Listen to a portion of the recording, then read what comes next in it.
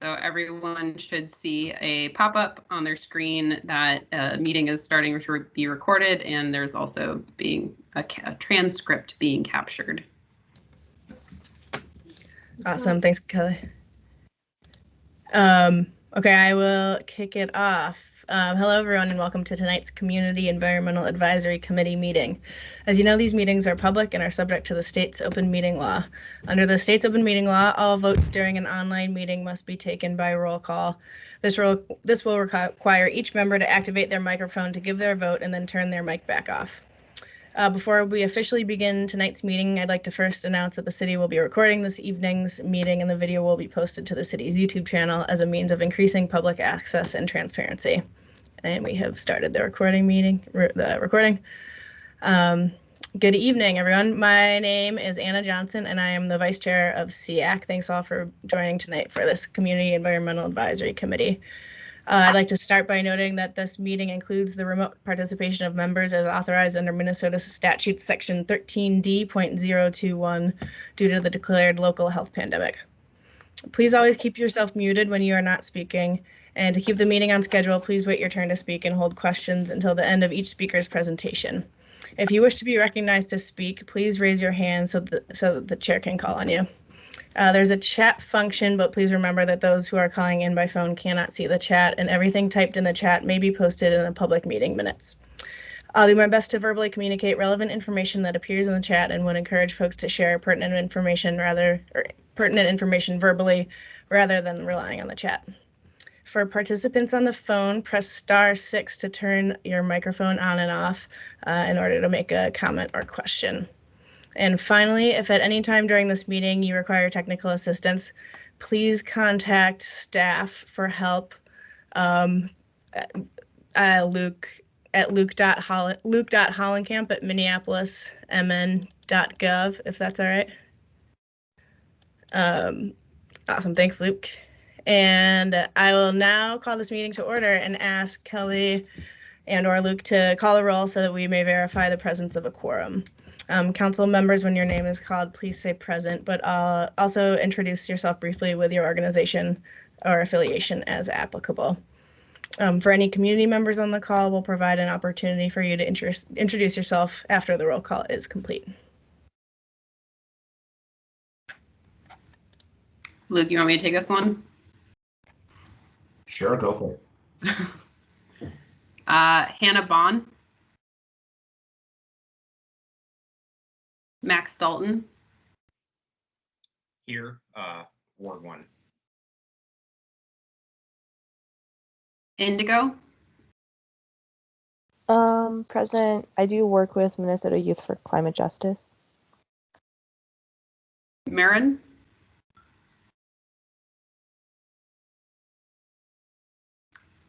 Mark. Present, and I'm an environmental director at Cummins and live in Ward 7. Tess. Present. I'm a professional expert member and I live in Holland in Ward 1. Divine.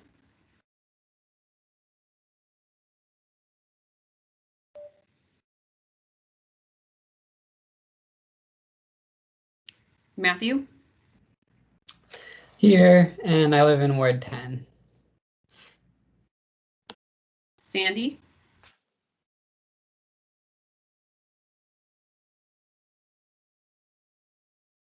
Lauren. Here, I am an architect at Miller Dunwoody Architects. Maddie. Here, I'm a mayoral appointee, but I live in Ward 7. Leslie.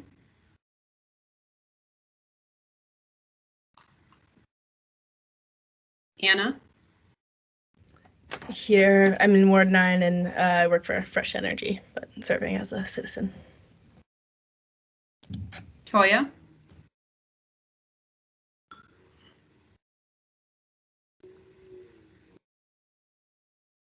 Barbara. Present. I just renewed my professional electrical engineer license and I'm representing myself. from Ward 13. Nick, Here, resident of Ward 7 and another professional expert member. Suzanne, Hi, I'm Suzanne Savannah Canson. I work for Alina Health as a sustainability specialist, and I'm appointed. Jacqueline, Hi, I live in Ward 9. I'm on the board for the Minnesota Mycological Society, and I also do environmental stewardship as a community organizer. and I'll go back. Marin joined. Divine, Sandy, Present. see Leslie, Toya,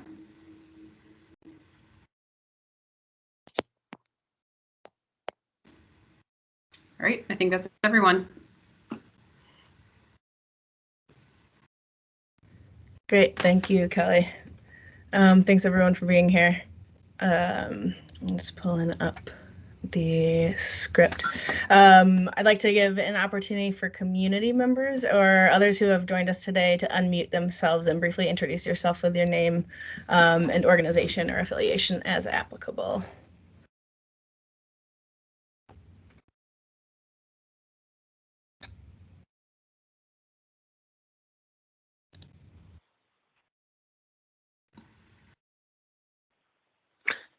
Hey, this is Peggy Clark. I'm a member of the DFL Environmental Caucus, and I currently live in Ward 4, but I spent a lot of time in Wards 9 and 10 in previous years.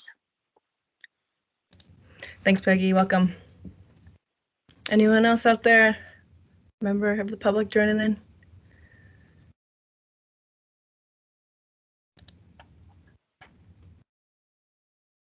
All right. Hi, yeah. Oh, go for it. Hi, this is Lee Samuelson with Community Power, a Minneapolis-based energy democracy organization, and I'm currently in Ward 12. Thanks. Awesome. Thanks, Lee. Welcome. Anyone I missed? All right. Sounds good. All right, well, thanks everyone for joining tonight's meeting. We will proceed to our agenda, a copy of which was posted for public access to the city's legislative information management system, which is available at lims.minneapolismn.gov. Our first two items of business is the adoption of our agenda for tonight's meeting, followed by the acceptance of minutes from the October 20th meeting. We can combine these two items of business if we receive a proper motion. Would anyone like to propose any changes to the agenda or minutes? Yeah, Barbara, did your hand go up? If it's proper, I'd like to move that we adopt those. Thanks, Barbara. Before we get a second, are there any changes anyone wants to add to either the minutes or agenda?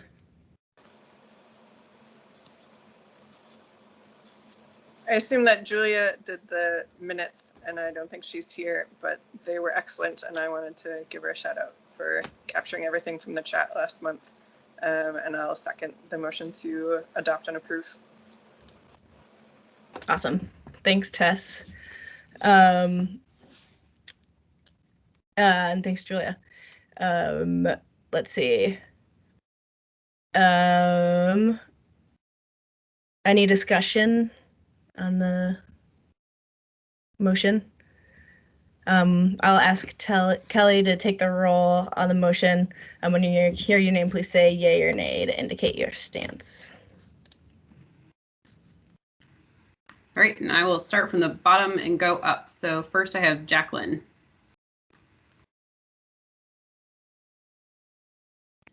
Yay. Suzanne. Yep. Nick. Yes. Barbara, Yes. Anna, Yes. Maddie, Yes. Lauren, Yes. Sandy,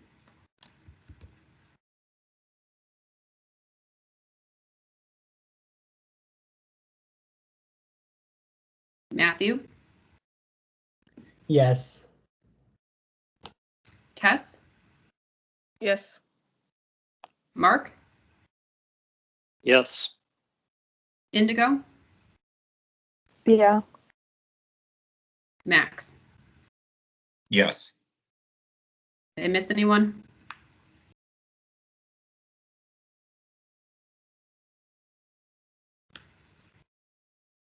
All right, that motion passes. Great, thanks, Kelly. Our first item on the agenda is a reading of our land acknowledgement. As we meet here today, we are reminded that Minneapolis is situated on the homelands of the Dakota people, an area that is steeped in rich Indigenous history. It is home to Indigenous people from more than 30 different nations. As a city, we have a responsibility to care for the land on which we live and work in all its natural surroundings. This stewardship is an integral part of our involvement in this commission, and we honor it as we begin our meeting. We now open this space to discuss ways in which we can support Indigenous people in our community.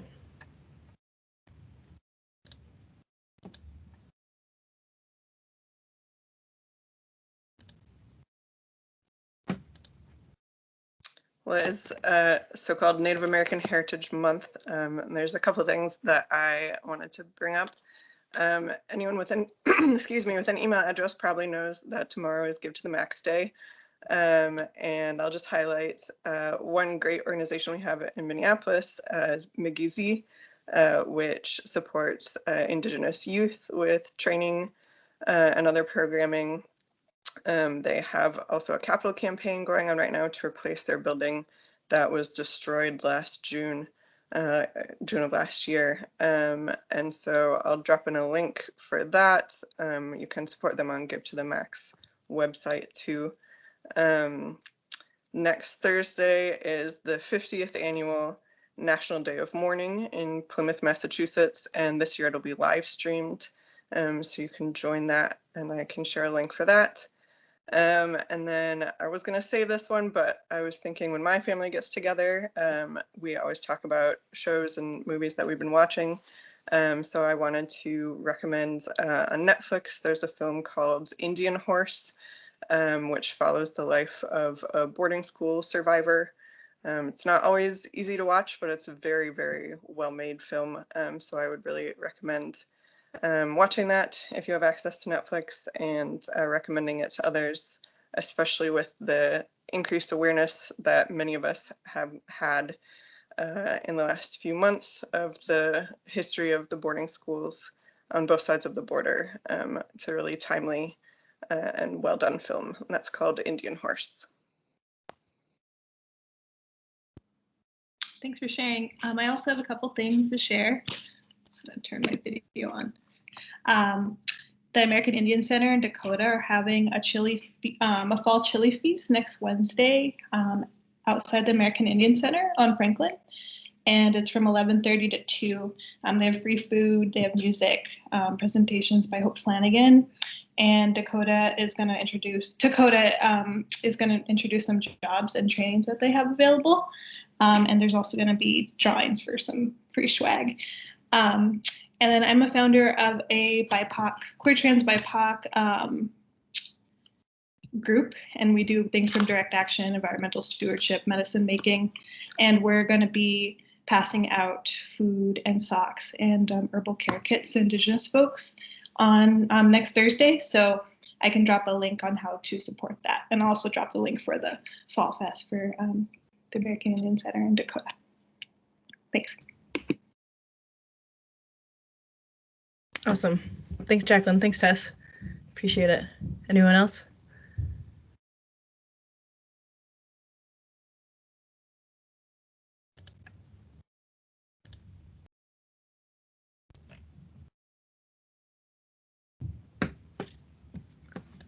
All right. Sounds good. Well, thanks everyone. Moving to the next item on our agenda. Our first presentation today will be from Stephen. I don't know how to say your last name, so I'm going to let you say it. From the city's Intergovernmental Relations Department. Go ahead. Yeah, thank you for having me. I'm Steve Huser. I'm with the City of Minneapolis's Intergovernmental Relations team. I just started in January, but I've been working with the city through my previous job at Metro Cities for about 6 years, so I know the IGR team very well. And I've gotten to know the folks at Sustainability pretty well over the last 10 months as well. So I've been asked to give a quick overview of some of the highlights at very high level of the recent federal legislation that was passed, the Infrastructure and Jobs Bill. So I'll do my best to give you what information I've got. To be honest, we are still trying to sort out exactly what the city may be getting, what the state might be getting. And as I have that information, I will share it with this group. And I'll also work with the sustainability staff to try and get this committee as much information as we get it, as it's relevant to the work that you all do. So I'll just kind of dive in. I don't have a visual, and I apologize for that right now. But I will go over just some high level numbers. I'm going to read off some notes. So if I start to look like I'm glazing over, it's just because I'm reading off my screen. So please feel free to interrupt me if you do have a question. That won't be any problem at all. But just talk to me because I won't be able to see you. So thank you. So the recent legislation, was passed. It's a $1.2 trillion infrastructure bill. Most of the funding is over either 8 or 5 years. A lot of it is over 5 years. The bulk of the funding will be for transit, roads, bridges, and other, in the case of Minnesota, statewide infrastructure investments. Some of the highlights for the state specific, we're estimated to receive $4.5 billion for highway needs, $818 million for public transportation, $618 million over 5 years to improve water infrastructure, $302 million for bridge replacement and repairs, and then $100 million is for broadband funding. Some of the highlights. So there are my numbers are broken down into some kind of broad pots of money. I'll skip over all of the different transportation pots, but some of the highlights from the transportation are the highways will receive $273.2 billion. A state of good repair grants program. So this is to work on older rail and bus systems. And these numbers now are overall nationwide for the whole bill, not Minnesota specific. So the state of good repair grants program will receive $18.4 billion. Bus and facility formula grants will receive $3.16 billion. Low or zero emission bus grants will receive $2.34 billion. And improvements for transit services for seniors and individuals with disabilities, both in urbanized and rural areas, will receive $1.94 billion. Climate change and alternative vehicles, energy. There's quite a bit of funding included in this bill. Some of the highlights for this are the PROTECT program, so promoting resilient operations for transformative, efficient, and cost-saving transportation program is $8.7 billion. Electric vehicle charging stations and alternative fuel infrastructure grants will receive $2.5 billion. And I have received some information that there's the potential for local grants through that program. The Healthy Streets program was allocated $500 million. Metropolitan Congestion Reduction Program, $250 million. And CIFIA, I believe I'm saying that acronym right, Carbon Dioxide Transportation Infrastructure Finance and Innovation Program, and some carbon capture programs will receive $2.1 billion. So this program provides flexible, low-interest loans for carbon dioxide transportation infrastructure projects and grants for new infrastructure to facilitate future growth. Another highlight from this program is the EPA rebates to replace school buses with zero-emission buses, and that will receive $5 billion. So there is some energy and cybersecurity funding included. One that I found interesting was cyber threats prevention and response grants, and that's for $250 million. And some of the,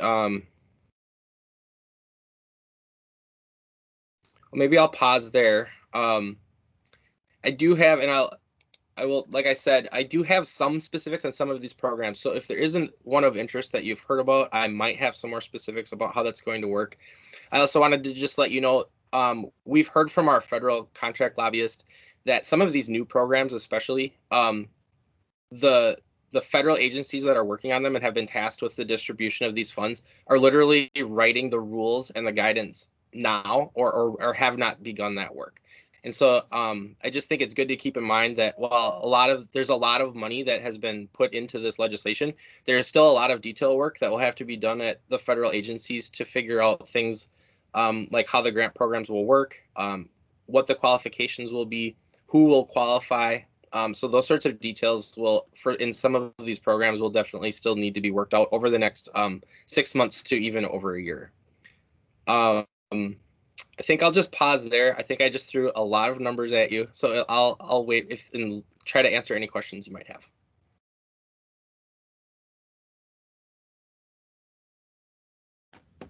Any questions at this point? Thanks, Stephen. I've got just one while we wait to see if other folks have some. Just in terms of like the flow of the money from this federal government bill, is most of it going to the state, to agencies, and then out, or like how do you know what the kind of pathways are for it? Yeah, thanks for that question. We are still kind of working through some of those details. It's going to be yes and. So we are looking for opportunities where there is like direct grants to cities and local governments, so that the city can position itself to be competitive for that funding. But like you said, I think there will be a lot of money that does come directly to the state. In some cases, depending on how the legislation or federal guidance is crafted, the agencies may have the ability to distribute that funding. I have heard, though, from especially Senate leadership, that they are definitely interested in having a say in how these funds are spent, wherever the legislature can have a say in it. So I expect that there will be this next coming session, and probably in subsequent sessions after that, quite a bit of discussion about making sure that the legislature has their fingerprints on state funding as it goes out. There will be another, I expect this, I don't know this, but I anticipate that in those cases where the state is distributing those funds, some of that will potentially be directly to local governments and could be like competitive grants. We just don't know those details quite yet. But we're definitely watching for it, and we're definitely looking for opportunities to, just in general, to leverage city funds where it makes sense to try and gain both federal and state funds as we go forward. Cool, thank you. Okay.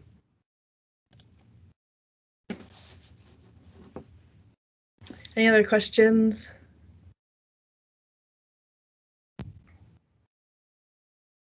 Great. Well, if there are any questions, I'm gonna log off and leave you to your work. But if you do have other questions that you thought of afterwards, please pass them along to Kelly or Kim Havey, and just they'll make sure to get it to me, and I'll try and get a response to the committee. Awesome. I do have one more question before you log off. Just in terms of like, this is just a huge, like gigantic investment in all these things in terms of, yeah, just scale. So I'm curious if, and, you know, creating a ton of jobs locally, and if, you know, money is coming from either directly from the federal government or through the state to the city, if there are any types of like parameters around hiring and like prioritizing BIPOC folks and folks who have been left out of hiring historically. Yeah. And I see Tessa's hand is up as well. Sure. So the short answer is I don't know the specifics yet. That does not mean that the federal guidance will not include those types of guidelines. Same with the state. I will say if it is left to the current legislature, I would be surprised if those types of guidelines were included. but that isn't to say that it won't happen. And the state agencies can also have some of those parameters as well. I don't know at this time though. Okay. And does the city itself have any parameters around that already exist or no? I'm gonna plead a little bit of the new guy. I don't know the specifics of that. Got it. But I can definitely get back to this group with that. And maybe Kelly, do you happen to know?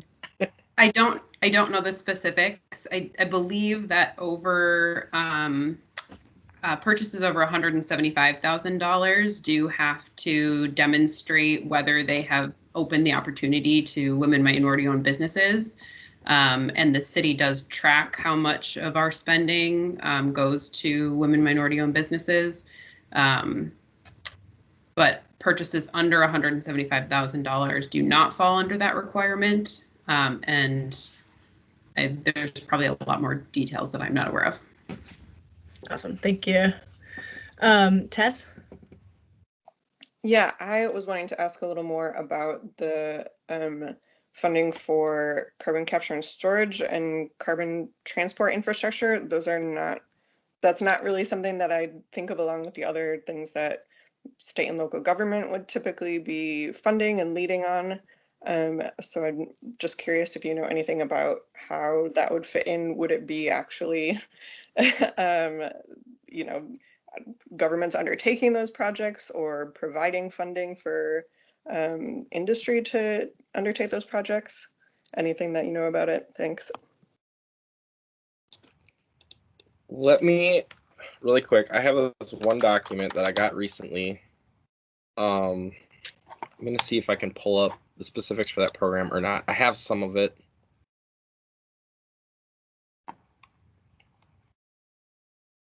Yeah, it would be easier to share with us later. Yeah, I don't have that one. I got a little bit of the Sophia one down, but I don't have some of the others. I can tell you that, like, based on past experience, these are going to most likely be incentive type programs for private business or other entities. I don't know that for sure though. And we will definitely be watching more for that as we get more of that guidance and those specifics. If I am able to find that, I will make sure to pass it along to this group. Great, thanks.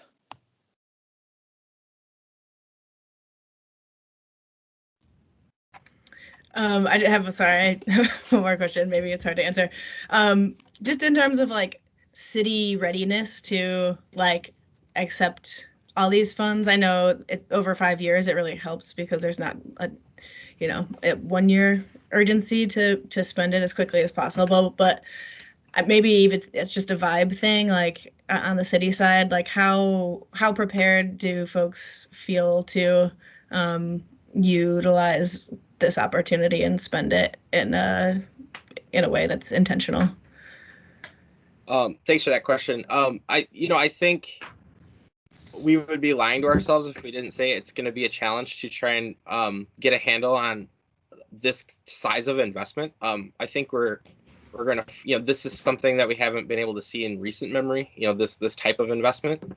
And the other thing to keep in mind is that there's the potential for the Build Back Better bill that is still continuing to move in Congress, to come in right behind it with a very large, if it's successful, another very large investment in infrastructure and other programs. So yes, it will be a challenge. I think it's one that we are happy. It's a good challenge.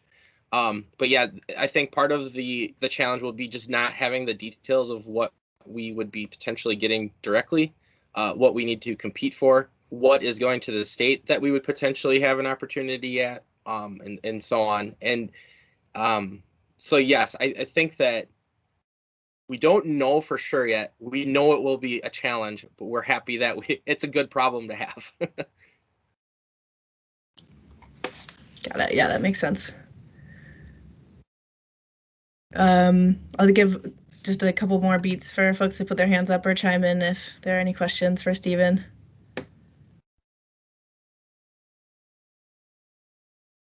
All right, seeing none. Thanks so much for being here. I appreciate your time on this evening. Yeah, Thank you for having me. Yeah. All right. The next presentation will be by Nick Minderman on Science-Based Greenhouse Gas Targets Working Group.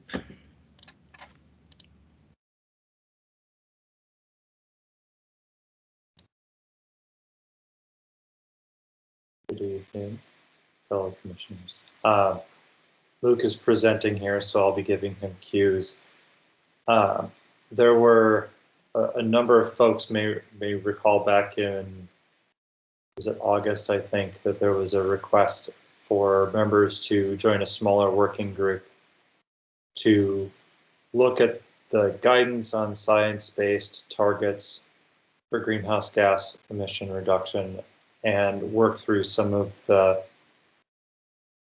intricate details of what the city needs to do as it looks toward it and updating the climate action plan and other policies. So this is more or less a report out from what that group has done so far, and hopefully we'll have a chance to spur a little bit of discussion and see what folks think about it. And for the folks who did participate in one or both of the working group meetings, feel free to chime in and wherever you see an opportunity to add in color. So we can go to the next slide. So there were, to my count, there were 6 members who volunteered to participate in the effort. And we had 2 meetings. The first one was an introduction and some high-level feedback on what we as commissioners advising city policy believe was most important for the sustainability team to consider when looking at how to apply a science-based targets framework. A science-based targets framework is somewhat prescriptive, so we weren't necessarily creating something entirely new, but rather guiding interpretations based on the conversation that we had with city staff, which was mostly Luke and Kim through the first meeting. Then our second meeting, the sustainability team came with a draft of what that reduction process or that target process would look like. And then we had some detailed discussions about 4 specific topics. That they weren't defined like this up front, but this is how I summarize the main points that we spent most of our time talking about. First was, as you can see here, whether everything was clear. Was there any remaining ambiguity that we needed to address? Second was, how do we deal with the fact that emissions are weather dependent? And I know Luke presented information on carbon emission reduction progress a number of months ago. So most probably recall that there were a lot of hills and valleys in that data, and that largely ties to whether we had a cold winter or warm summer for spikes and vice versa for any dips in that line. Then we talked a little bit about how a science-based target changes the approach to communicating to constituents as well as other stakeholder organizations. And then last was, what are some of the issues that we see if the city emerges a science-based target and moves that forward into the climate action planning process, to make sure that when we start looking at updating the climate action plan, that we're considering those potential issues proactively. Any questions about this or comments from folks on the working group? Okay, Luke, you can go to the next slide then. So I'll dive in here quickly on each one of those 4 bullet points then, just to summarize what we discussed and recommendations that came from the group. So first, is the guidance clear on what the science-based targets should be? Mostly, yes. The main thing was how to deal with setting the first year of the targets. So as you'll see on one of the future slides, it's an S curve, is the shape of the science-based target approach. And so you just need to choose where you start, and that sets how high you are and how compressed your time period is between when you start and when you have to get to that really low and basically de minimis amount of emissions. So we recommended, based on a few different options that were presented by the sustainability team, to go with a 3-year average that was centered on 2019. This means that it includes 2020, but isn't dominated by 2020. And we know that 2020 is what is known in the program evaluation industry as a non-routine event, hopefully non-routine at least. And so setting your targets assuming an event that is a potential outlier is not appropriate. And then the other thing was there is a number of trace refrigerant gases that have relatively high global warming potentials, but are very difficult to quantify, and also in some cases have largely been phased out. And so therefore there's not many policies you can do to try to reduce them, because they should be reduced naturally to begin with. And based on the complexity, the small amount of total greenhouse gas potential that comes from them in aggregate, even though they're very potent greenhouse gases by themselves, led us to recommend that the sustainability team focus on tracking and setting targets and ultimately having climate actions focused on the 3 main ones, which is carbon dioxide, methane, and nitrous oxide.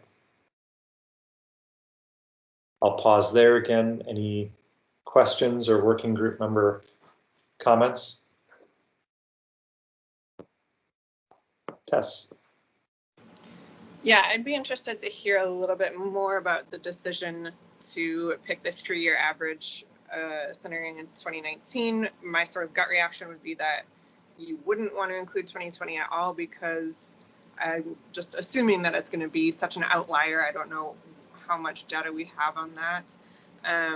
But then if assuming also that we had reductions in 2020, then that would mean we have to cut even further if we're including 2020. So that sort of sets a higher bar.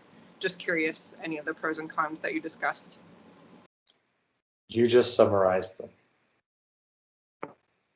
That was more or less what we discussed, and where we landed was setting it solely on 2020 would be unreasonably aggressive, knowing that we're likely to see some rebound occurring in 2021 before the city has a chance to add policies to try to mitigate that rebound. But we also don't want to ignore 2020, because that effect of reducing basically pushing the curve down and accelerating emissions just is important in buying time for later year emissions. I'll get to what I mean by that a little bit more, but more or less you captured most of it. I don't know if anybody else on the working group wants to comment on that as well. Nick, just from a staff perspective, I think that's all correct. And one thing we'll see in a subsequent slide here when we show what this S-curve looks like is that the setting of a baseline year becomes less and less important as the years go on, because eventually the S-curve gets to 100% reduction or net zero. So it's really most impactful in probably the next, between now and let's say 2025 or 2027. And then after that, the reductions are so great that they kind of dwarf any variation we may see from weather. So it's one of the things that we had to balance in our conversation too, is how much we focus on picking the right baseline year versus kind of talking about its increasing in significance as the years go by.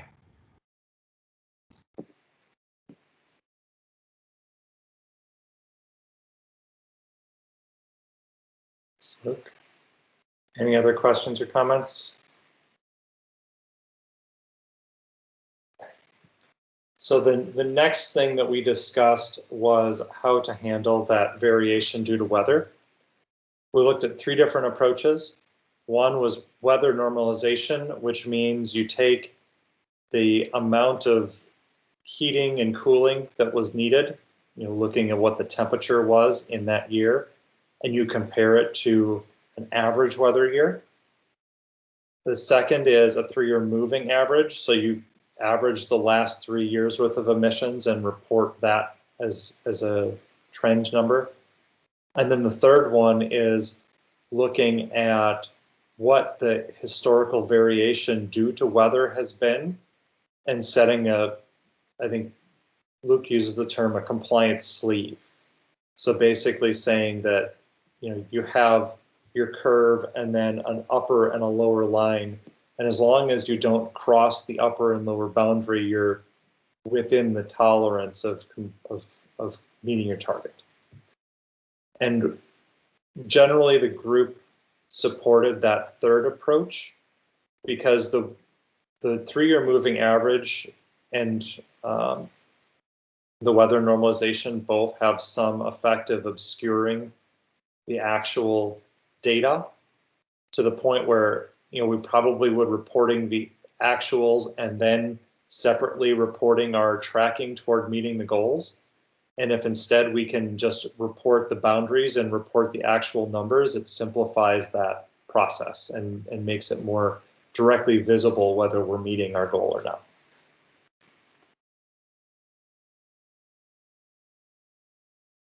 Anybody have comments, questions on that one before we move to the next slide?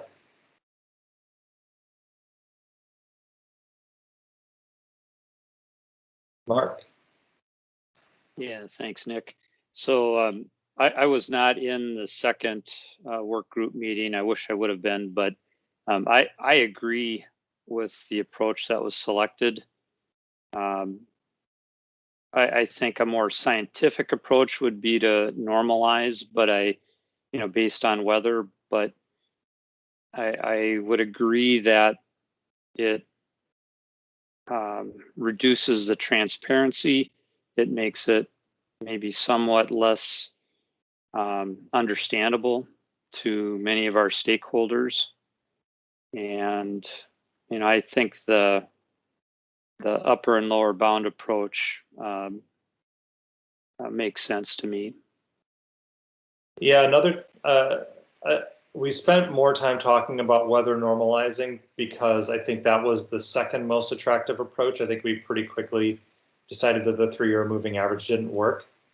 I think that there were a couple of concerns, if I recall correctly, on weather normalizing. One was around the math, and the other one is it bakes in an assumption of what normal weather is. And as climate changes, it gets harder to determine whether you're normalizing against the right data. And so that adds a layer of complexity that we can avoid by using the upper and lower bound as well.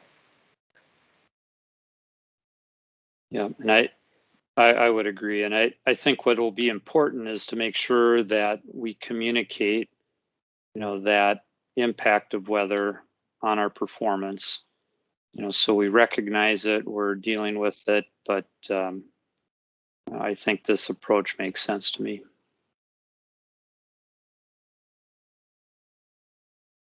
Any other comments or questions? Onward, Luke. And I think this is your slide. Yeah, sure. I can describe this one. So this is, and actually I'm going to zoom in maybe a little bit more here so it's clearer on folks' screen. So on upper left, those individual blue dots, those are actual historic emissions. And just to kind of give you an idea of what the trend looks like, I've got 2 trend lines on here. One is a 3-year rolling average. Again, that's not what we're using going forward, but it just kind of smooths out those ups and downs based on yearly weather.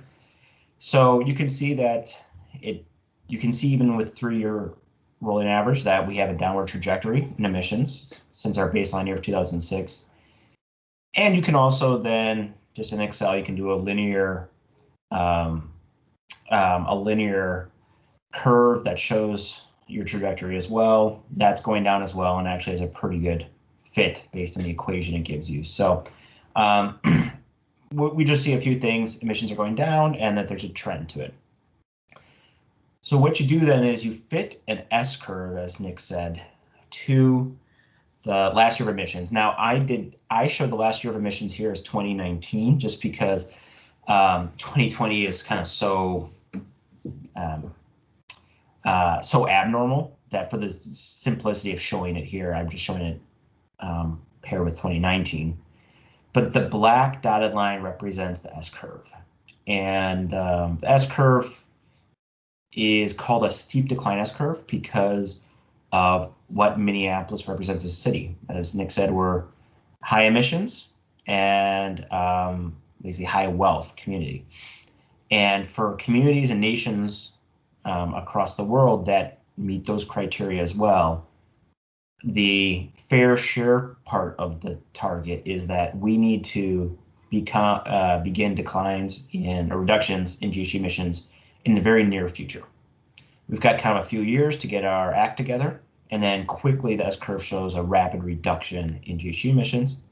And then you spend really a few decades, or let's say 15 years, then trying to get the remaining smaller portion of emissions out of your community.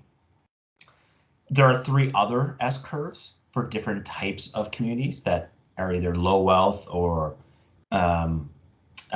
low historically emitting. And those show that reductions happen over, majority of the reductions happen over a longer period of time. So the fair share component is that we need to begin emissions reductions in the very near term. And as Nick mentioned, we created this sleeve, this upper and lower weather variation.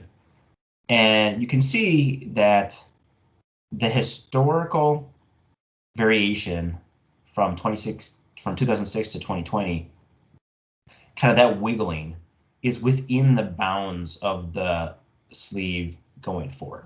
So again, the idea is in any given year, when we compare any given year in the future against the S curve, we're kind of allowing ourselves a little wiggle room before we make a definitive decision on whether we're on target or off target, knowing that in any given year, we may have abnormal temperatures in the winter or the summer. So that's what those sleeves are. And for practical purposes, the most important part of the sleeve is that red upper end. That if you have a year that has emissions outside of that red upper end or above that red upper end, no matter what the weather is, that's really telling that emissions are not on track. So that red upper end is red. It's caution. It's a red siren that we are off target. Anything around the black line says we're probably pretty near where we need to be.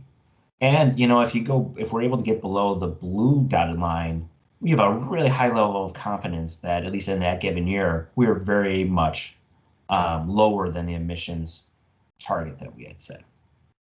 And you can see even with that sleeve, we have to hit net zero in 2050 and then continue on net zero after that.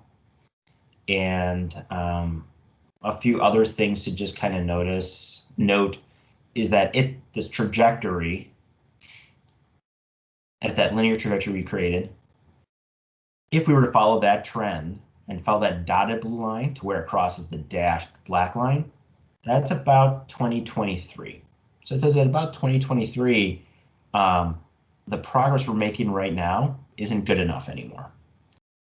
But if you account for weather variation and kind of that uncertainty, really by 2025, where the red dashed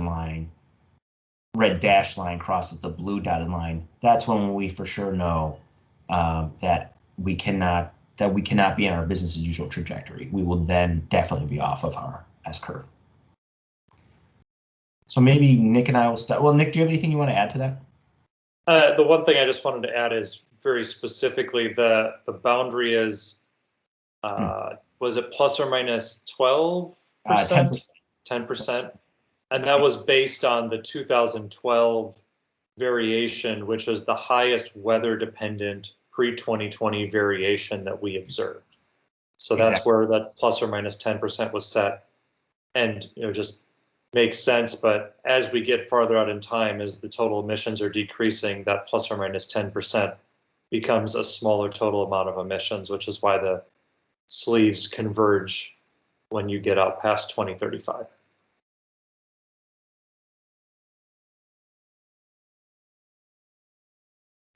And I see a question in the chat from Barbara. I think what Barbara is asking is, where would the 2020 point land? If you could kind of point out with the cursor.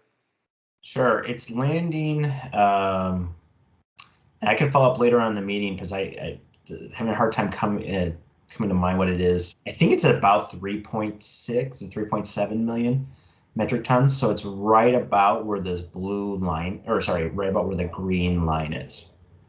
So again, it rides that sleeve,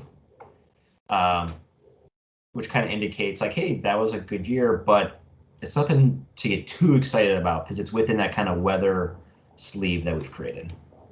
Yeah. Although in the case of 2020, it wasn't the weather that was the predominant impact. It was the hopefully once in a lifetime shock of the pandemic, and particularly vehicle miles traveled were down 20%. And that had a big impact on reducing our emissions. And we've already seen vehicle miles traveled go almost back up to normal again in 2021. Barbara, does that answer your question?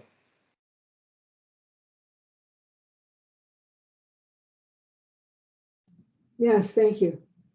Perfect. If there aren't any other questions, we can flip to the next slide.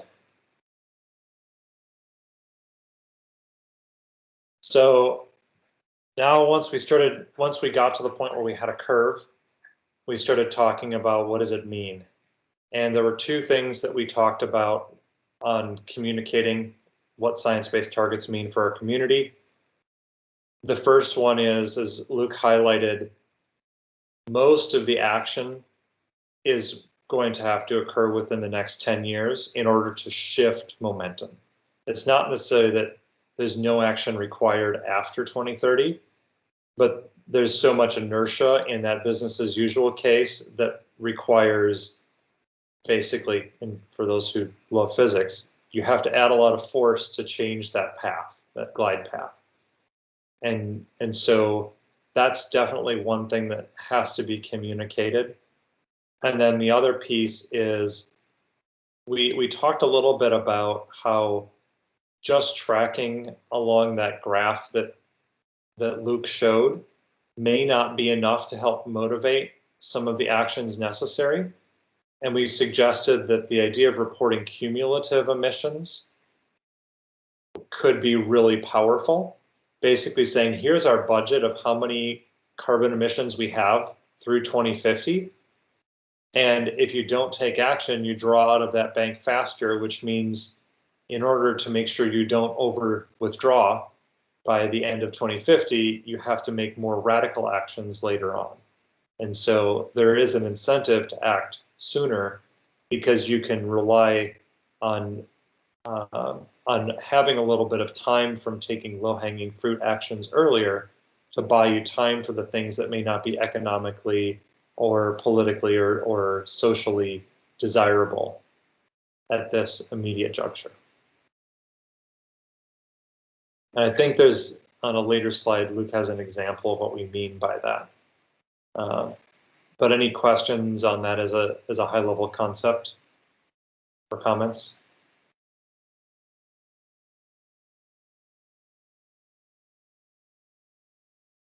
Then the last topic was, what are the issues that we see emerging from adopting a science-based target, knowing that it's going to drive conversations about some radical reductions in carbon emissions, which to some extent will require people to change behaviors.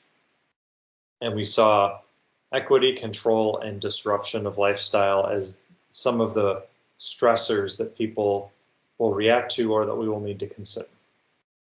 And I'll actually go from the bottom up. Equity is the most important consideration, but I think the other two lead into it in terms of how we discuss it. So disruption of lifestyle is that ultimately there are a lot of things that are baked into people's day-to-day topics or day-to-day habits, whether it's getting in the car to drive somewhere or having something delivered immediately rather than waiting for it to be delivered by the postal service or the idea of having disposable materials that help make things shelf stable for a longer period of time rather than having to coordinate to use things quickly before they perish. Those are the kinds of things that we're accustomed to that ultimately have a carbon impact. A lot of what we're focused on first is what is known in science-based target speak as Scope 1 and Scope 2 emissions, which is the things that are within people's more direct controls. So that's emissions from buildings, emissions from transportation that occur within the city's limits. But there's some bleed over from those activities into emissions that occur outside of the city's boundaries, but ultimately attribute to actions that we have. And if the city is going to try to be a leader on these topics, we need to recognize that there is some there needs to be a top to bottom discussion around what type of actions we need to take. Control was discussed basically because the city of Minneapolis has limited control over a lot of the things that we do on a day-to-day basis. The city has control over things like land use planning and controls the water utility and solid waste collection and but not solid waste disposal, for example. And the emissions that are in buildings, the city has limited control over because the energy code is dictated at the state level and the state has preempted cities from making changes to it and things like that. So that's definitely going to be an area of tension where the city has to really dig in on understanding where the levers are and find ways for citizens, not just those of us who are on the commission, but broader citizens can take actions to align with the goal without necessarily being required to participate. And then the last one on equity, first and foremost, just looking at total emissions from lifestyle, there are more emission reductions to gain from areas of concentrated affluence.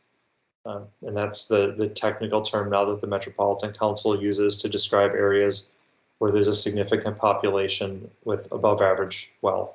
But those are areas that are mapped and are known to the city.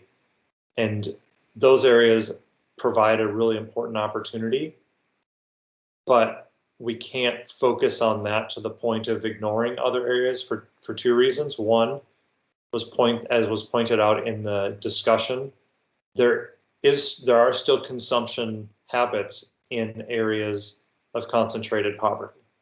And there's potential overlapping value in finding ways to get emissions reductions that also result in lifestyle or economic improvements for people who reside in areas of concentrated poverty.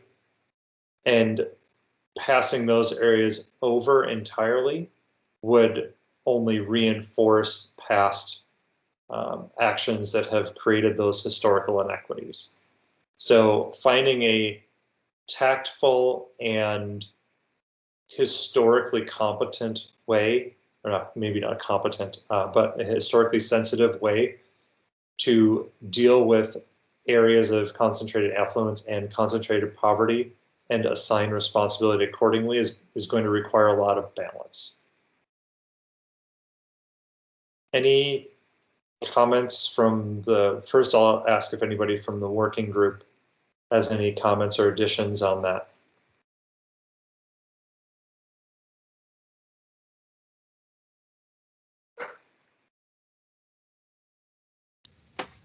There's a question in the chat from Tess about the emissions bank analogy and the high income, high emissions curve and where that comes from. I can take that one, Nick. Thanks. Yeah, Tess, good question. So your question is, can you remind us where the high income, high emissions curve comes from? So that's what we refer to as the steep decline S-curve.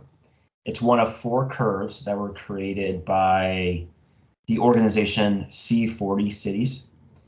So these are kind of the mega cities around the world. And it was 2 or 3 years ago that those C40 cities got together and said they wanted to develop fair share climate targets. Well, one that were science-based, so allow us to limit warming to 1.5 degrees Celsius.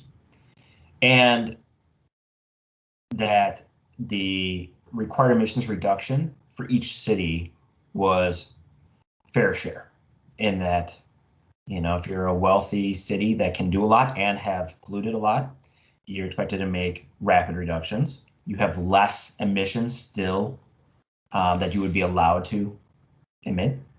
And if you are a low wealth, historically low emitting city, then you actually can increase your emissions for the next, I think, decade and a half, and then you need to start ramping down to 0. Too. So the membership of the C40 cities covered all 4 of those different types of trajectories. You know, there's 2 variables, wealth and historical emissions. So you have 4 possibilities. So they created 4 curves. So that's how they created this curve. There's a lot of other kind of statistical analysis that went into it that I don't recall all the details of, but that's essentially where this came from. And in this drive of race to 0, which I think we've heard about before at SEAC, we talked a little bit about, for cities to sign on to doing their part, particularly in the lead up to the COP26 conference, cities that were that agreed to adopt the race to 0 plans, which is basically getting to net 0 by 2050 at the latest, also were requested that, if not immediately in the very near future, they adopt one of the fair share science-based target trajectories, one of those 4 trajectories. And one of the ways to do that was to follow the methodology of the C40 cities. So that's where this S curve comes from.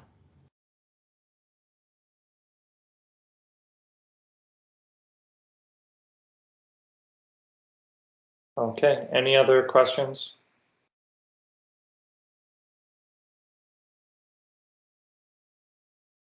If not, we can flip to the slide after this. Do you want me to take this one too, Nick? Yep, well, I'll just introduce it and say, this is that idea of the cumulative. It's in a table rather than a graph, but Tess, to your comment about liking it, this is, if folks have comments on it, this is the same thing as what I described. Yeah, so maybe I'll start with this to say that if you take this black line, the black dashed line, and you were to color in from that line down to 0 for every year, you have a volume, you have a shape. And that shape represents the budget of emissions that we have to spend as a community between now and 2050. And that represents then 37, almost 38 million metric tons of CO2. So the way we can start thinking about this budget is every year we will subtract emissions from that budget. So in Barbara, this was your question. What were our emissions in 2020? They were a little over 3.5 million. So in every year, we'll subtract out that year's emissions.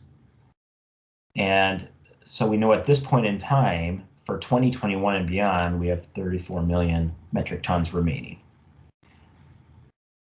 And then we can kind of provide some details on how long that's going to last us then. You know, what's our burn rate of this budget? Well, if we were to, so going back to the graph, let's say we were to keep emitting at 2019 levels, you know, right where this S curve starts. If we just continued emitting at 2019 levels straight across, by 2030, we will have emitted as much in those 9 years as we are allowed to emit over the next 3 decades. And that's where we get the year 2029 from. If, on the other hand, we, starting in 2019, follow that dotted blue line, so we're reducing every year, but we also know we're not reducing fast enough at a certain point. We could follow that, and at 2030, the cumulative emissions will have emitted in 10 years at that level is equivalent to all of the emissions that we are allowed to emit back to 2050. So it'll give us an idea of, you know, are we on a safe trajectory to get to net zero or not? I think the way you could think about this probably most accurately right now is, you know, it's probably a safe bet to say we'll probably continue to see this kind of linear downward trend. There's a lot of nuance in that, but at least in the next decade, I think that's a safe trend as we continuously decarbonize electricity in particular. Well, by 2030, basically by 2025, that's no longer fast enough. We're outside the curve. And if we then stay outside the curve for 2025 and 2030, we'll have blown our entire budget. And there's kind of like no going back at that point. You know, we can still get to net zero eventually, but we'll have used more emissions. We will have emitted more into the atmosphere than what we should have. And that means if, you know, if every other city in the world and country in the world is like us and does the same thing, emits more than their budget, we don't get to 1.5 degrees warming. You know, we're looking at 2.5, 3 degrees warming. So that's where the budget idea now comes in, and something that we can use as another way to describe how we're doing and how much time we have left to make the big changes that we need to make.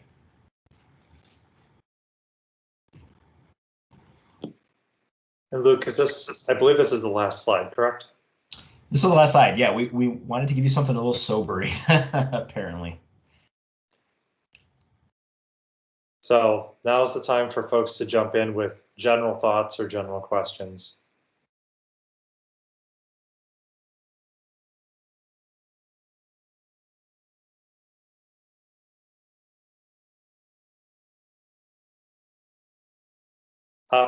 I see Barbara's comment in the chat about this means a lot of windmills unless we use nuclear. Matthew, you've got a comment? Yeah, I was just thinking about the question posed in a earlier slide, like how do we communicate these science-based targets? And I was just curious, like who you think the target is for this communication? Like obviously city policy, but who all are we trying to like reach with this? Because I think it does send a pretty powerful message of urgency. But yeah, I was curious. I don't think we had any one specific party in mind, which is why we saw it really as we saw it as valuable to have the dual-pronged approach of both looking at this from the cumulative as well as the reductions trajectory perspective. And then you've got two different tools at your fingertips depending on the audience that you're trying to motivate. And one comment I just want to stress from the beginning is this is the top down. This is, okay, our fair share target is blah. And now the hard work starts from the bottom up of figuring out what types of activities can you use to chip away at those emissions that would happen under the business as usual scenario to try to push that so that we can then say that we're pushing that 2029 and 2030 out farther. Cool. Yeah, that makes sense. I think like this, like you said, this is the really high level view, and all of the details are below it. So thanks.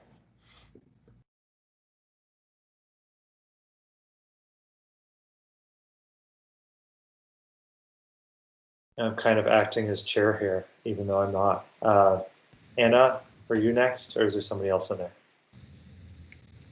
I'm happy to jump in. Thanks. Thank you so much, Nick, for laying that out. You did a great job explaining it, and you too, Luke. We really appreciate just like the clarity of the presentation.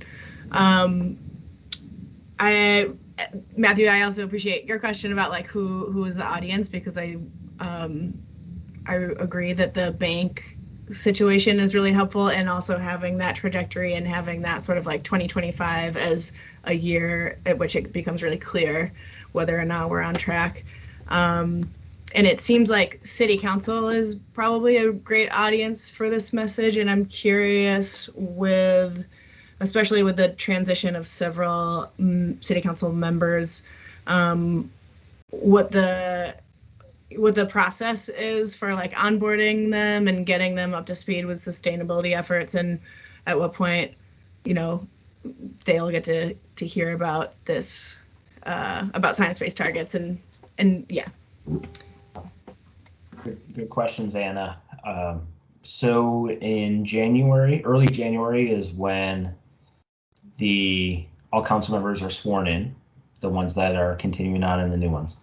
And then they begin the process of making committees, and then they make committee assignments, and then chairs and vice chairs of those committees. And that'll happen in mid-January.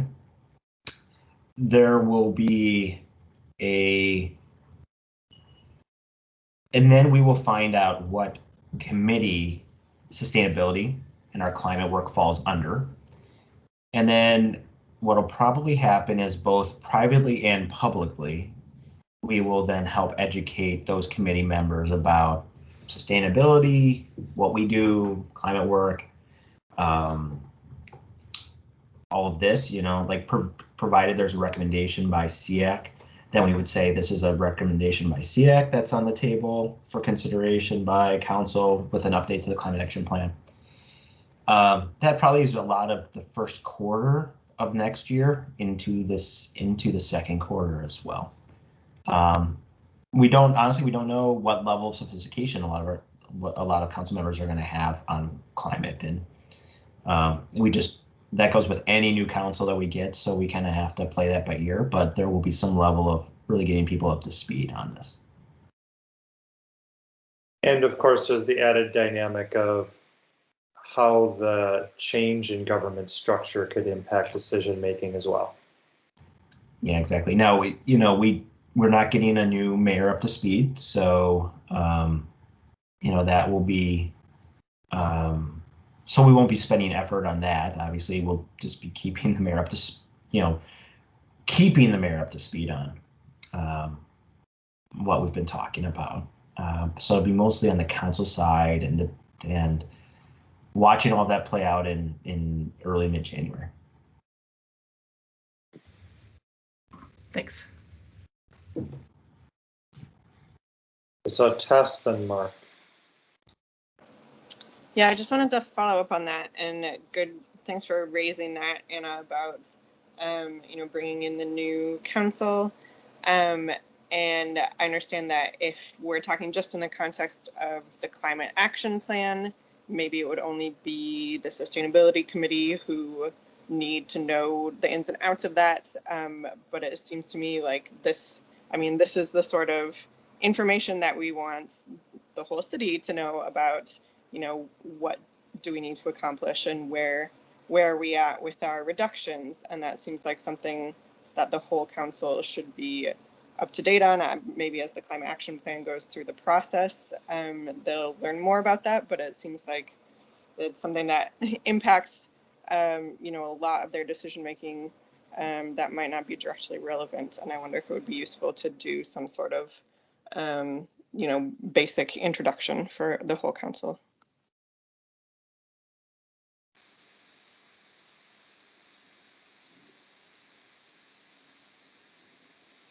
Well, I assume that is then a suggestion, even though it was framed as a question.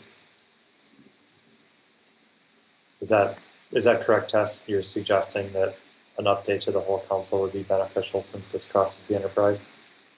It seems to me like it would be worthwhile. Yeah, I don't know the details of how that takes place, but yes, just wanted to raise that. I think, Luke, correct me if I'm wrong, that's just something that Kim would consider as part of the sustainability team's outreach and would ask for volunteers from SEAC to help provide content where we are passionate about it. Is that an accurate assessment? That's correct. We'll probably be crossing that bridge again in early January when we see what the committee structures end up being. And for that matter, if we leave today with a recommendation by SEAC for these recommendations that Nick has presented, then that's something kind of more official to present to council members, as opposed to the alternative, which would be that there's a discussion that's been going on.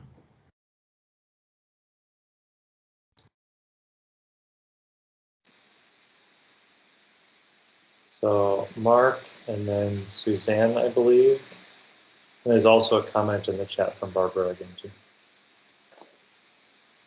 Yeah, so I think one of the valuable aspects of having definitive goals like this, along with the glide path with the curves, is it gives us clarity on how much has to be done and how quickly, right? And with that knowledge, we can then begin to build action plans, investment plans, along with timing of those investments. And I think, to the extent we can indicate, what that is going to look like, and it's going to be scary, no doubt. I mean, this is going to be a heavy lift, but I think, what needs to accompany this science-based target plan is some projection of what it's going to take to get there in terms of investment, in terms of maybe big policy changes, that sort of thing. And I we don't know all the answers for sure. Technologies hopefully will evolve over the next 5 years or more. Maybe prices will come down to some extent, but I mean, we don't have much time. So I think we're going to have to get started on that immediately, and to be able to make sure we can communicate what that's going to mean.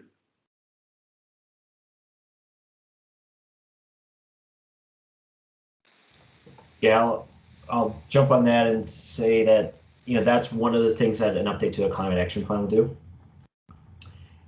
What I don't think we'll end up getting out of this, and I'm kind of speaking for myself and also the sustainability office right now, I don't think we're going to get to a point in the climate action plan that shows what we call a wedge chart, that shows how all the individual policies and technologies are going to contribute to getting to net zero. And we're not really seeing that from anybody right now, because we don't know exactly how to get there. We do have, I think, a framework for what we need to do to get there, and I think that we need to lay out in an easy to understand manner what that framework is, and also acknowledge that and be very humble that, or show some humility in the recognition that to achieve this net zero target by 2050, and even to stay under this curve until then, is not entirely within the power of the city. there are many decisions being made by the utilities, by the state, by federal government, by consumers that the city doesn't have direct levers on. So we're not going to be able to show that if the city just did these policies, we'll get to zero. We're going to be able to say what those big policies are and what the frameworks are and what help we need from a whole of society approach. So I think that's what we'll end up having in the climate action plan. And I think you can also see different eras emerging too, like 2020 to 2025 is that we need to have to start shifting gears in these next, now less than 4 years. And that from 2025 to 2030, we really have to be making a lot of incredible change fast. And then kind of in the 2030s, you have to then squeeze out most of the remaining carbon from the system. And then in the 2040s, you've left the hardest stuff for last. And we can identify what those hard things we think are, and that we maybe don't know how to particularly get all of that decarbonized. But I think you can start to tell a story with this curve of what our future has to look like, and that it's actually not linear, that there's different distinct phases that we as a society and a city need to go through to land at zero and to not blow our carbon budget along the way.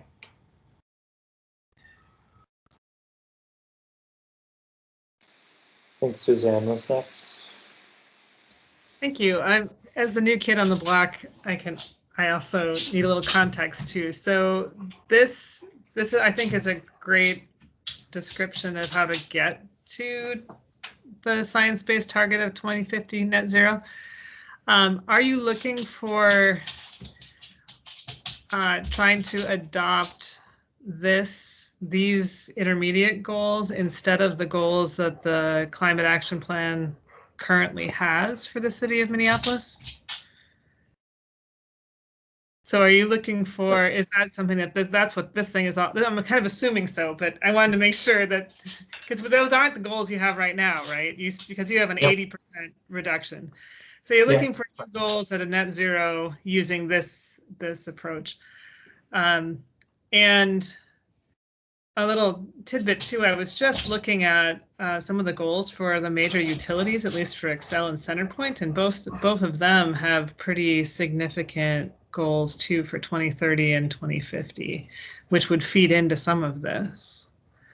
So from this group, what's the plan for, and when do you need something from this group saying, yes, we think you should change your climate action plan to include something like this? Or is that what you're looking to get today? Yeah, so to tackle some of those questions, yes, this would replace the existing climate goals. It would take away what are kind of like 3 key goals at 3 key dates and instead replace it with this curve, which is really a specific goal for every year. So it would be a replacement of our existing GHG emissions reduction goals. And the way I could see this playing out is if SEAC wanted to make a recommendation to adopt what Nick has presented here today, early in the next term of the council, we could present this recommendation to council and say, this is recommended. I think we'd probably, as staff, loop in EVAC too, which is our Energy Vision Advisory Committee.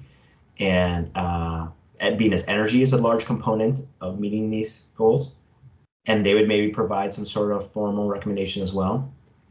We then would do some education of our new home committee at council and could present this to them. At that time, they may formally adopt these goals and say, then go forth and then update the climate action plan with these newly adopted goals, and then modify the plan to address how we envision achieving those goals.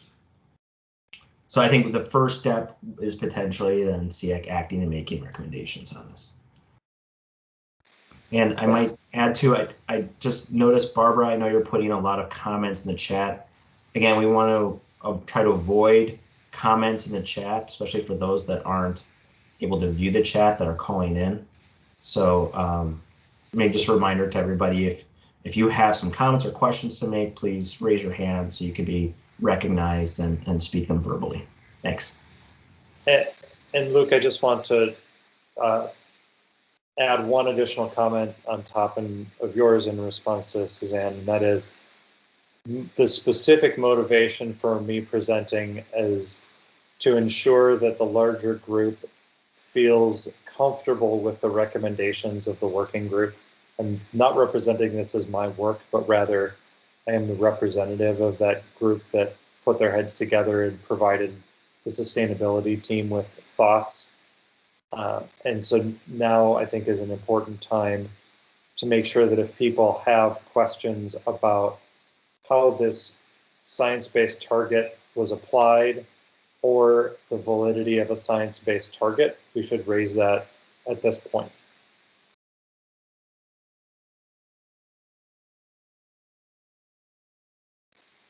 I saw Matthew's hand up, but I think it's down now, so Barbara would be next.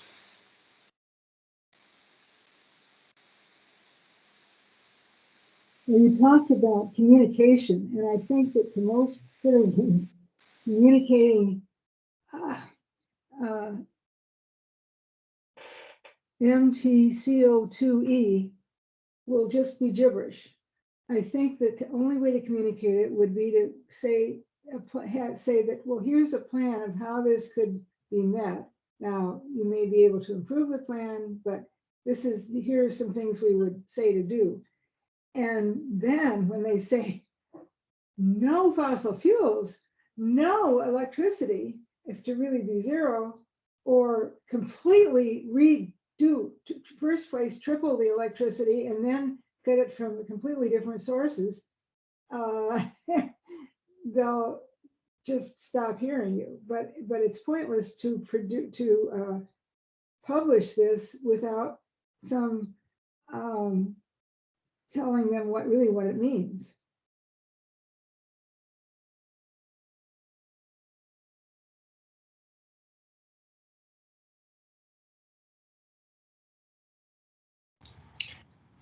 So I don't, thanks, Barbara. I know this isn't what you wanted to hear, and it isn't. No, I mean, it's good.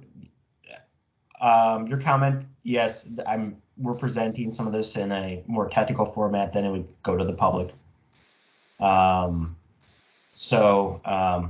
Anything that goes to the public, of course, will have to be more accessible. A few other things is,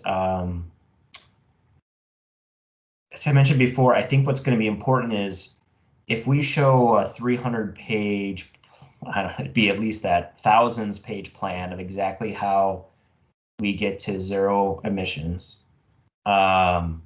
with technical calculations, and no one's going to read that, probably except for those of us that authored it. So what we need to do is, I think, provide a vision of what that future actually looks like and how not only does it save the planet that we live on and rely on, but it's going to improve other aspects of people's lives.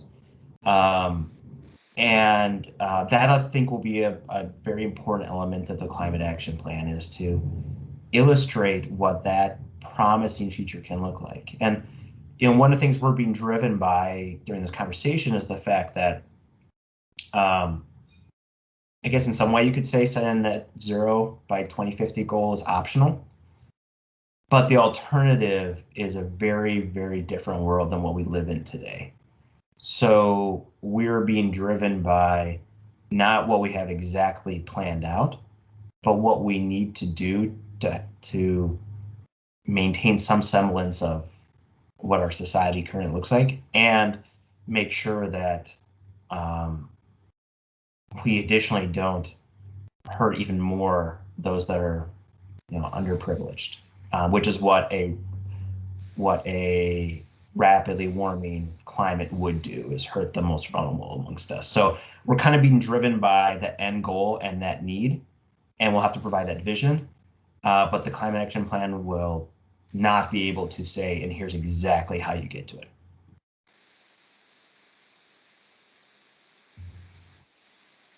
Matthew, I saw you came back on camera. Did I miss you in there, or? I was just gonna say thanks for the working group's work on this. I think how this sets a target for each year is really valuable. Instead of like, oops, it's 2030 and we haven't met our goal. It's like every year we'll know where we're at. And I also just think the vision piece is really exciting and important. Like, if we say like, by 2025, this many homes and buildings in Minneapolis would be powered by renewable energy, or like putting it into more understandable terms, I think would be a call to action to those who are inspired to help, like, building owners, property managers who want to help, but like don't really know how their work fits into the big picture. I think there's a lot we can do to bring more folks in to the process from these targets. So.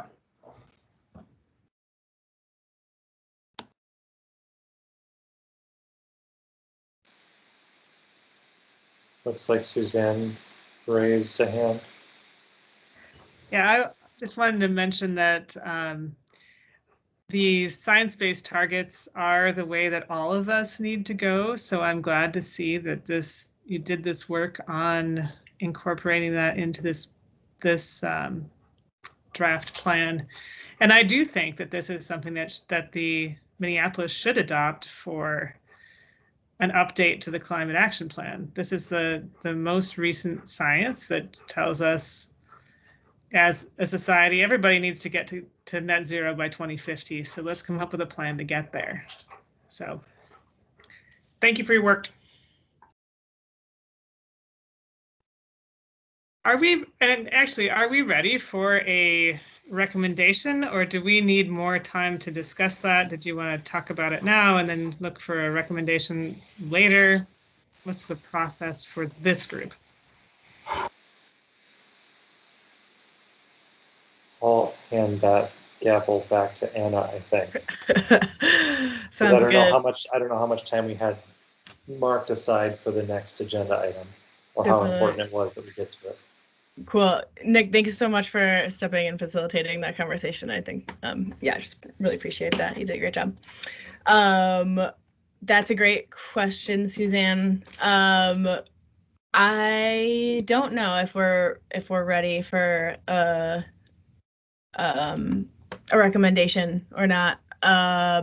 We don't have a ton of time left, so I might defer. Or Nick, do you want to weigh in?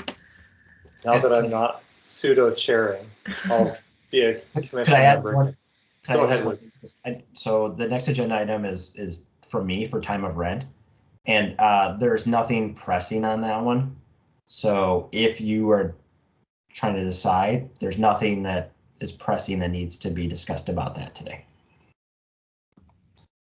Very helpful, thank you. Nick, did you want to say something? Yeah, so I mean, there's two paths we can take. One is we decide we're ready. And I think the best way to do that is for somebody to propose a motion for SEAC to adopt science-based targets as a recommendation to sustainability and ultimately the city council for the update to the climate action plan. I think it's a pretty simple resolution for us to adopt. Or the other is for us to put this on the agenda for the next meeting, and we work in between now and then to write out the resolution if we believe that that resolution needs to be more detailed than the one that I just articulated. So I will just throw those two suggestions out there and let other folks chime in on which they prefer. And I can add one more thing to consider, is that on Friday we have a quarterly meeting of the Clean Energy Partnership Board, and at that quarterly meeting, Kim and myself, one of the agenda items is, by the way, the Clean Energy Partnership is the City of Minneapolis, Xcel Energy, Simple Energy. One of the agenda items is Kim is going to give a 30,000-foot overview of what the Climate Action Plan update in 2022 will look like.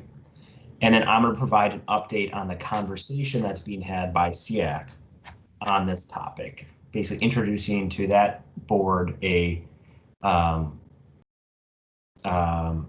explanation of what science-based fair share targets are. And then I will also then mention any action that SEAC takes or doesn't take at that meeting. So if you are to adopt a recommendation today, I'd be then telling all those, it's the mayor, 3 council members, and then 2 representatives from Excel and 2 representatives from Centerpoint. I'd be telling them you've made a recommendation and what it is. If you haven't, then I'd be saying, which is also fine, I'd be saying that this conversation's ongoing and they'll be working over the next month to potentially adopt a recommendation in December. But either way, there will be some update to all those individuals and organizations this Friday. Thanks, Luke. That's a great context. Any discussion about those 2 options, either adopting a recommendation today or deferring to next week, or leaving sort of the balance of the time to just further discuss the targets? Yeah, Barbara? I think in any recommendation, whether we decide tonight or later, we should give a little more background, like to say, to meet the recommendation of not letting the earth warm more than 1.5 degrees centigrade, we recommend the blah, blah, still targets to change the sustainability plan. In other words, why are we doing this? Who set these targets, or what was they based on? And I think to say, and I'm sorry I used correct English, but what I suggested was to meet the recommendation of not letting the earth warm more than 1.5 degrees centigrade. So that's my thought. Thanks, Barbara. Yeah, that's noted. I think that would be good also. Lauren, I think your hand is up.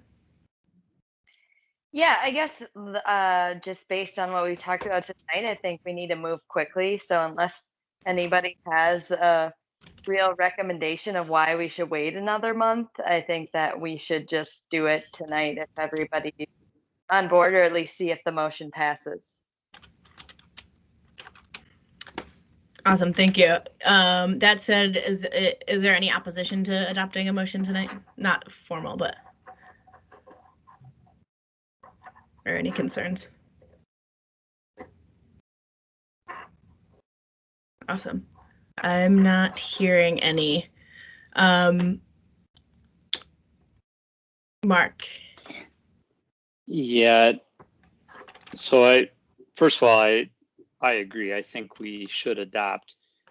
My biggest concern is understanding, what this is likely going to take to get there.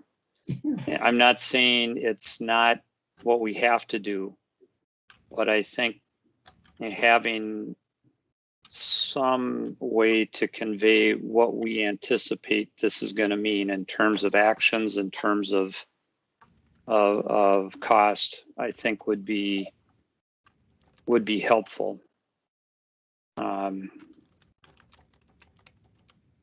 I know that is going to take time, and Luke, you talked about the things that I was thinking about, that what we're going to need to do, a lot of the uncertainty, a lot of the things that are outside our direct control. But I think there are some things we can do to help describe what those kinds of actions are in general. And there's several ways to do that. There could be some scenarios developed as potential ways to get to these targets. I think we all know it's going to take a broad brush approach. We're going to have to quickly adopt electric vehicles, improve mass transit, weatherize existing structures, electrify gas, space heating and processes, expand the use of renewable energy and biofuels and green fuels. And I think there are ways, we can help quantify that. We can benchmark Helsinki and other much more efficient cities and similar climate zones. We can get a handle on what the relative costs of each of those buckets I mentioned would be and what they could potentially deliver. I think that could help our case. It might scare people off too, but on the other hand, I think there are foreseeable paths for us to get there. And by showing that it's not a dream, that there are realistic ways to get there. They're not going to be easy, but it's not rocket science. I think that would help. Now, whether that slows us down on approving this target, or that would just be a follow-up action, maybe that makes more sense. Thanks, Mark. Yeah, I guess I'm hearing, getting a little bit more granular, which I'm concerned about slowing us down if we wanted to pass something tonight. So I wonder if there's a way to separate them out or utilize the climate action plan as a kind of a tool and a lever to get into some of the details. And maybe our recommendation could be that our science-based targets inform the climate action plan if we wanted to kind of keep it high level tonight. But see several hands up, so not saying we should or shouldn't do that, just putting that out there. Suzanne? I think you have a climate action plan already, which does address some of those issues of how we were planning to get to at least what was an 80% reduction by 2050. This just changes the goals in that. So I don't think we need to do we need to do a little bit more on that, and it does move the targets quicker. But the basis of that is already in the climate action plan.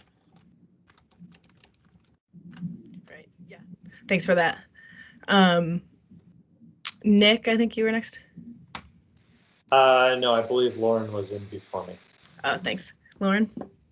Oh, I was just gonna say, I think like what Mark just described is sort of the visioning that we had talked about before. So maybe now that we've sort of set like what the targets are, then we can follow up in the future with the visioning process. And so that might be the path forward to not slow ourselves down.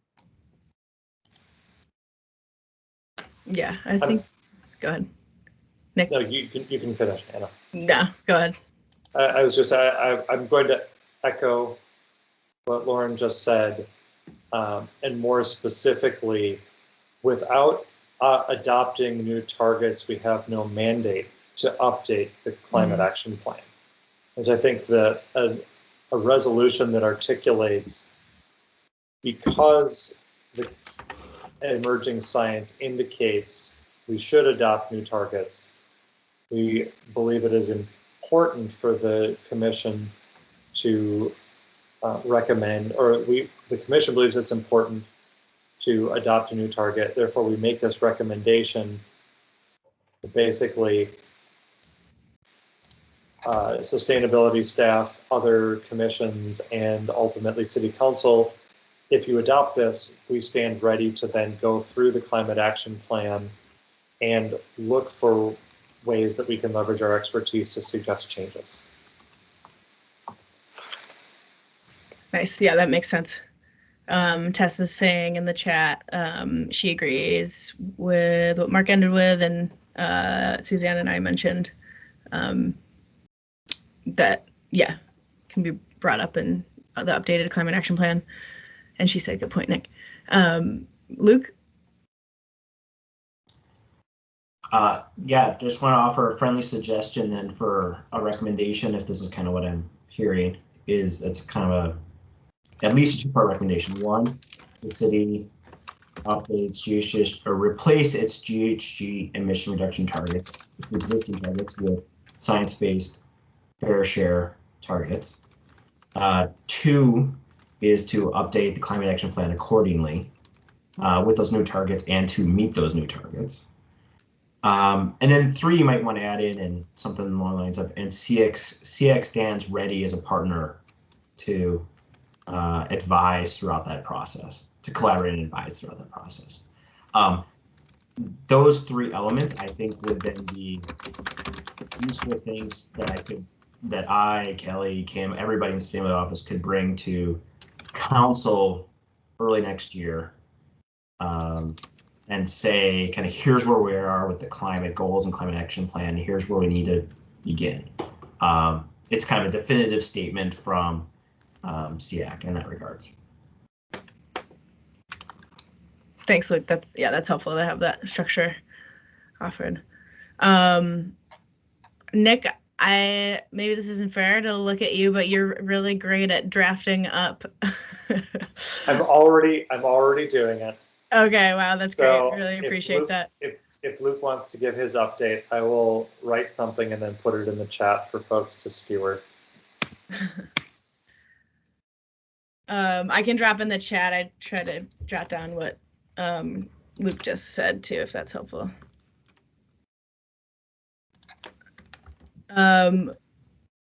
Any other, before we pivot to Luke quickly, any other comments about this resolution and science-based targets?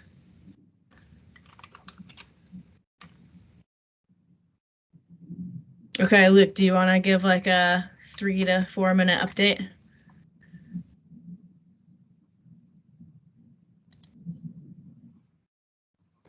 Yes, I would love to. Let me put in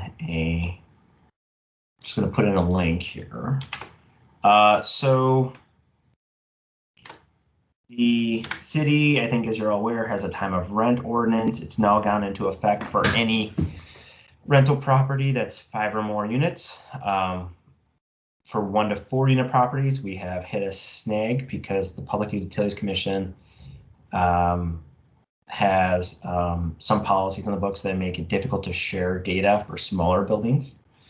So the city has partnered with Excel and Centerpoint to petition the PUC to consider a new novel way of sharing energy cost data with 2 property owners that they would then share with prospective renters. So what I put into the chat is the link to that utility filing by the 2 utilities, which also includes the city of letter support. It includes many details on what this actually looks like.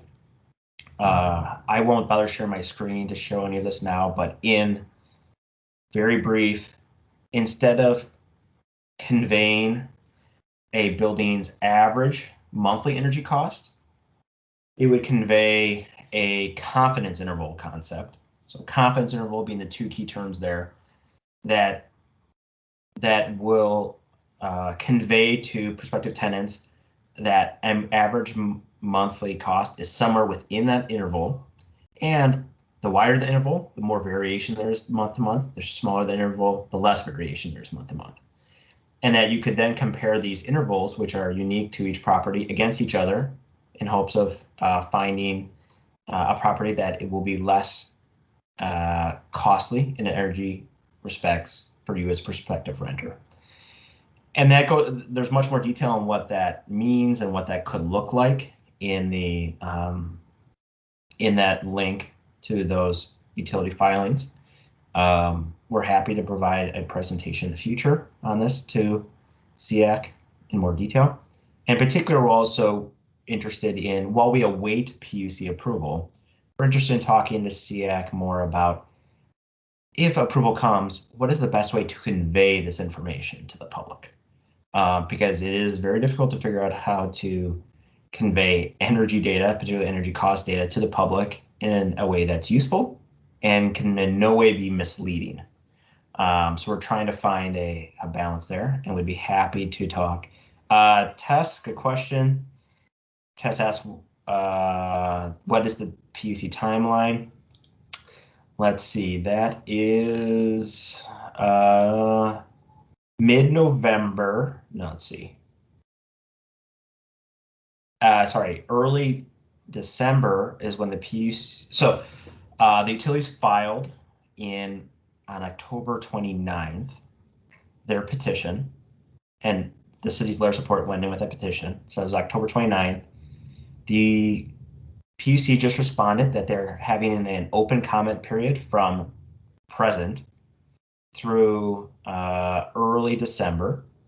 And then from early December to early January, there will be a reply comment period. And then after that period closes in early January, then they'll do consideration and hopefully approval of the petition. So we're a little bit just kind of waiting now through early next year for a decision. But the conversation on what is the way we could convey energy information to the public is probably timely, because we don't necessarily want to wait around. We'd like to have something somewhat ready to hit the ground running if we get that approval. So we're happy to make this a longer agenda item at a future meeting if we'd like. Tess, do you have your hand up? Yeah, I missed if you said whether the current time of rent disclosure policy is already being shared in any ways. What would come to mind for me in both cases is through the NCR neighborhood organizations. I know I'm on a couple of email lists, and they share a lot of information from the city, and also council members. I think those are pretty obvious, but that's what I would suggest to start with. Thanks. Yep, thanks, Tess. We're in the process of planning and rolling out a renter engagement. We've been mostly engaging with property owners right now for the medium and large buildings that are in effect, to get them the resources they need to comply with the ordinance and get the information available. So our next step is, now that information is being populated by property owners, to make prospective renters aware of that. And you're absolutely right, NCR and council member newsletters, particularly new council members too, will be really important channels to get that information out to prospective renters. Thanks, Luke. Yeah, we can talk about making that a longer agenda item, and if folks have thoughts about that, feel free to email. In the meantime, looking at the clock, so gonna try to pivot back and see if we can get this resolution adopted in the last few minutes. Nick, how's the typing coming along? I was trying to look up proper format because I know that this isn't the right way to do it. But I'm going to throw in there what we have, and we can debate content while I continue to look up the format. Perfect, thank you.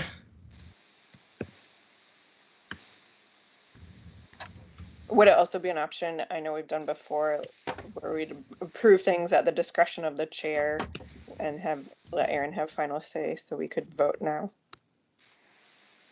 So my 2 cents is, I think that if folks look at this and think that it's fine as is, let's pass it so that Luke can take that to other meetings. But if we feel like there's more debate necessary, then we follow that path. And then there's just less specificity that Luke can forward. Sorry, Nick, I was just going to follow on and say what you could do is thinking what Anna put in at 651 could be the recommendation that you formally agree to. And then, and in that format. And I know, Nick, you put in all the whereases to make it kind of a resolution. You could leave it at, the chair's discretion to then add, the whereas parts. Since those are a little bit probably less important than the actual recommendation part. But that could be a way of kind of splitting up the work if you'd like. Well, I know that there were some folks who were concerned about making sure that we talked about, the 1.5 degrees Celsius motivation and tying in the importance of updating the climate action plan, which is why I went big. Now, it's not that big, but I went for the more comprehensive approach. And if everybody looks at it and says, actually, that answers all of our questions, we can still Aaron still retains the right to make editorial decisions, even without us giving her that authority.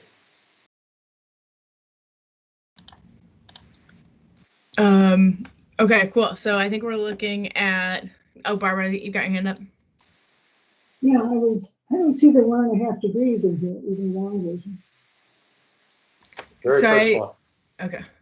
1.5 degrees, the first whereas clause is, whereas current science regarding climate action indicates that more aggressive reductions are necessary to prevent global temperature changes in excess of 1.5 degrees Celsius.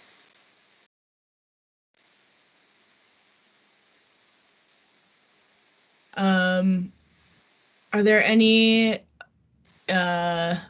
input on the longer resolution?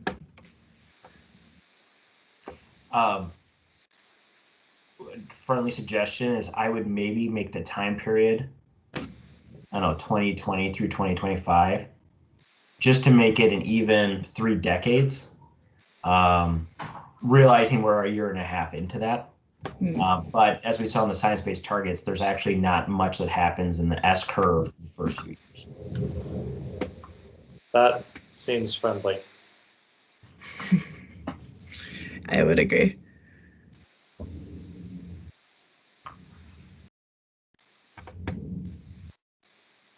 Any other discussion, or if not discussion, motion to, I think, adopt the resolution, which includes the recommendation at the end. And should the motion include reserving editorial rights for the chair? Okay. Does anyone want to make that motion? Tessie, your hand is up. Yeah, I'll move that we adopt the resolution as written by Nick with final decision to Aaron. Is there a second?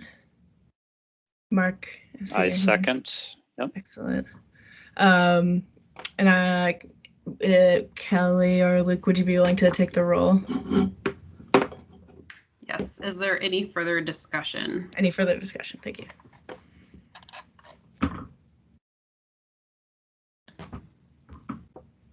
Barbara, Tess, are your hands up just from previous? Okay, cool. All right, well then I will call roll. Max. Aye. Indigo.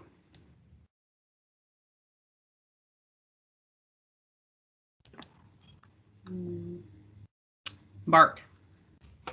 Aye. Tess. Aye. Matthew. Aye.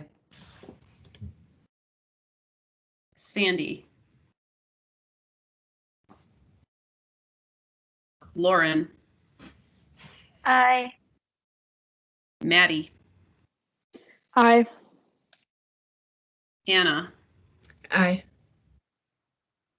Barbara. Aye. Nick. Aye. Suzanne. Aye. And Jacqueline. Aye. That is unanimous approval. Thank you, Kelly. We'll try to wrap this up really quick here. Thank you so much to Kelly and Luke for being here, for Nick and the working group, for doing all that great work and presenting it. Really appreciate it. And if anyone had, I think there are updates and old stuff that we didn't get to. So if folks have updates they want to share, please email it out to the group. Yes, I think that's all, but I don't want to cut it off if anyone wants to jump in and say anything last minute.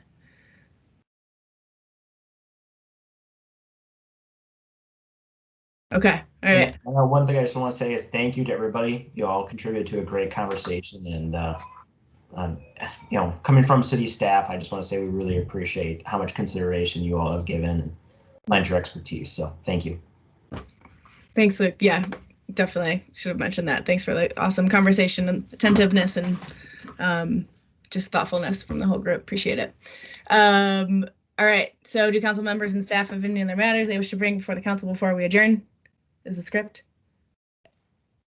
All right, with that, we've completed all the items on the agenda for this meeting. Thanks to everyone, council members and community members, for joining us tonight and participating in our discussion. You can always reach us at sustainability@minneapolis.mn.gov, and if not, and without objection, I will declare this meeting adjourned. Our next CIAC meeting will be on December 15th, 2021 at 5 p.m. and will be held as a virtual online meeting. Thank you, everybody.